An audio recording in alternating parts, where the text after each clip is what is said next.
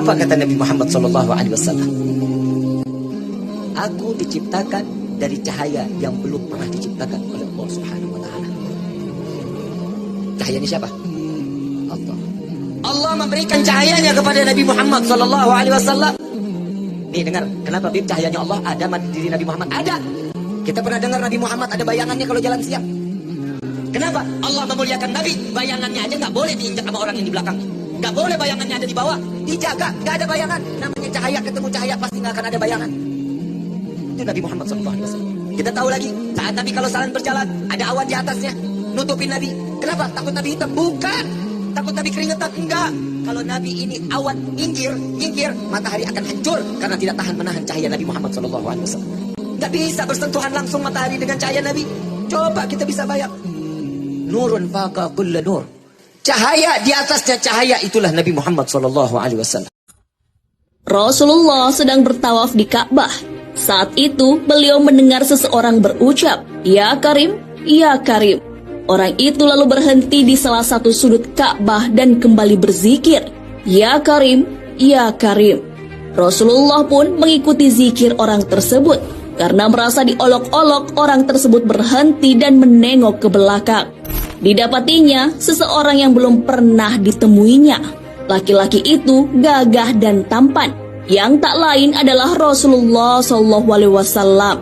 Orang itu pun berkata kepada Nabi SAW, "Wahai orang tampan, apakah engkau memang sengaja memperolok-olokkanku? Karena aku ini adalah orang Arab Badui. Kalau bukan karena ketampananmu dan kegagahanmu, pasti engkau akan aku laporkan kepada kekasihku Muhammad Rasulullah." Mendengar hal itu, Rasulullah pun bertanya kepada orang itu tentang bisa tidaknya ia mengenali Nabi Muhammad SAW. Ternyata orang Arab itu belum pernah bertemu Rasulullah sehingga tidak mengenali beliau. Rasulullah lalu bertanya cara orang Arab itu mengimani Rasulnya. Orang tersebut pun menjawab, "Saya percaya dengan mantap atas kenabiannya, sekalipun saya belum pernah melihatnya, dan membenarkan sabdanya sekalipun saya belum pernah bertemu dengannya." Akhirnya Rasulullah mengaku kepada orang Arab itu bahwa ia adalah Nabi Muhammad SAW sekaligus penolong di akhirat. Mendengar hal itu, si orang Arab pun tercengang. Orang tersebut pun tunduk untuk mencium kaki Nabi. Namun Rasulullah menarik tubuh orang tersebut dan menjelaskan bahwa yang dilakukan orang Arab Badui itu seperti memperlakukan majikan.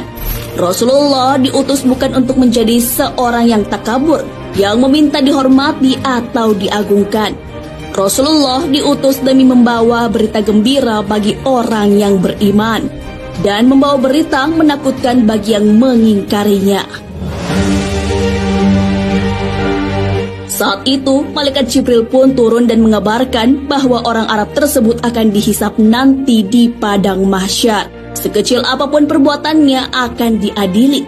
Oleh karena itu, orang Arab itu diminta untuk tidak terpesona dengan belas kasih Allah Subhanahu wa Ta'ala. Orang Arab itu pun berkata, "Demi keagungan serta kemuliaan Tuhan, jika Tuhan akan membuat perhitungan atas amalan hamba, maka hamba pun akan membuat perhitungan dengannya." Kata orang Arab Badui itu, "Apakah yang akan engkau perhitungkan dengan Tuhan?" Rasulullah bertanya kepadanya. Orang tersebut pun menjawab, "Jika Tuhan akan memperhitungkan dosa-dosa hamba, maka hamba akan memperhitungkan betapa besar maghfirahnya.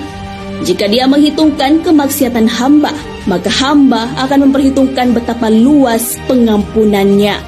Jika dia memperhitungkan kekikiran hamba, maka hamba akan memperhitungkan pula betapa kedermawanannya."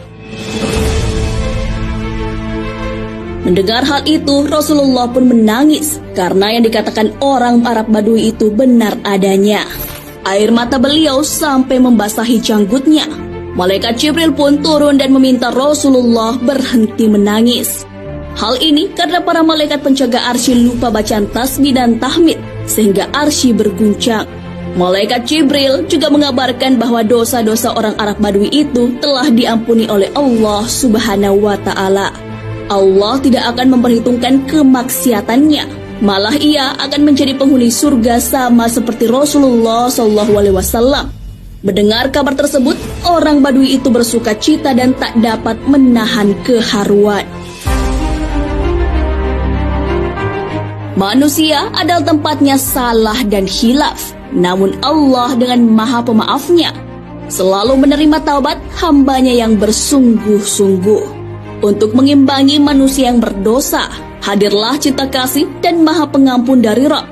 Allah yang Maha Besar saja, Maha Pemaaf. Sebagai hamba, kita juga harusnya mudah memaafkan. Sifat Maha Pemaaf Allah tunjukkan lewat hadis. Hai anak Adam, selama kalian berdoa dan berharap kepada-Aku, niscaya Aku akan memberikan ampunan kepada kalian atas semua dosa yang kalian lakukan tanpa Kupedulikan.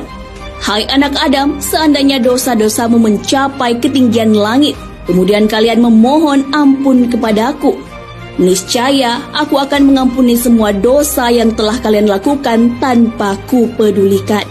Hai anak Adam, seandainya kalian datang kepadaku dengan membawa dosa-dosa sepenuh bumi, kemudian kalian datang kepadaku tanpa mempersekutukan Aku dengan sesuatu apapun, niscaya Aku akan datang dengan membawa ampunan sepenuh bumi. Hadis riwayat At-Tirmizi. Nah sahabat beriman, itulah tangisan Rasulullah yang mengguncang arsy.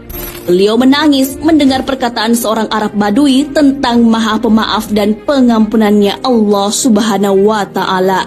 Ampunan Allah itu begitu besar. Oleh karena itu, sebagai manusia kita harus yakin jika kita meminta ampun kepada Allah dengan sungguh-sungguh, niscaya Allah akan mengampuni.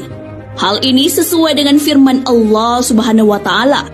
Dan barang siapa yang mengerjakan kejahatan dan menganiaya dirinya, kemudian ia mohon ampun kepada Allah, niscaya ia mendapati Allah Maha Pengampun lagi Maha Penyayang. Quran Surah An-Nisa ayat 110. Wallahu a'lam bissawab. Sahabat beriman, jangan lupa berbagi informasi dengan share video ini, karena sebaik-baik manusia adalah yang paling bermanfaat bagi manusia. Wassalamualaikum warahmatullahi wabarakatuh.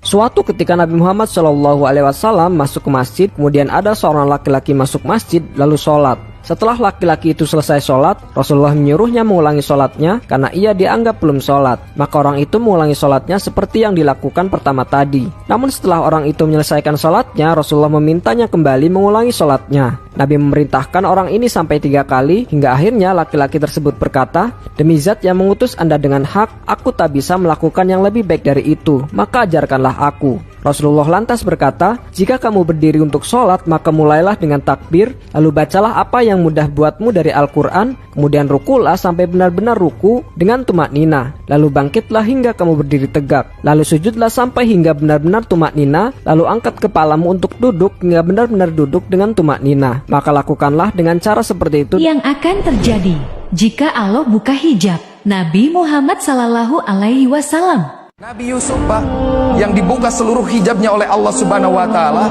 ketika musim paceklik di Mesir 40 hari, 40 malam mereka tidak makan. Nabi Yusuf hanya keluar rumah terlihat oleh penduduk yang kelaparan, maka kelaparannya hilang seketika. Saking indahnya Nabi Yusuf. Tapi Rasulullah Allah hijab. Keindahannya hanya akan dibuka kelak di akhirat seluruhnya. Karena jika dibuka hijabnya di dunia, maka seluruh manusia akan membuka dan merobek jantungnya karena melihat keindahan Rasulullah SAW. Saking indahnya Nabi. Nabi nggak minta apa-apa kepada kita. Nabi hanya minta dakwahkan agama. Masih banyak orang-orang yang tidak mengenal agama hadir. Bapak-bapak kalau bukan asbab agama, mau mungkin Pak ya di masjid nyekek kena botol, berlacur, berzina, main kartu. Asbab risaunya Rasul.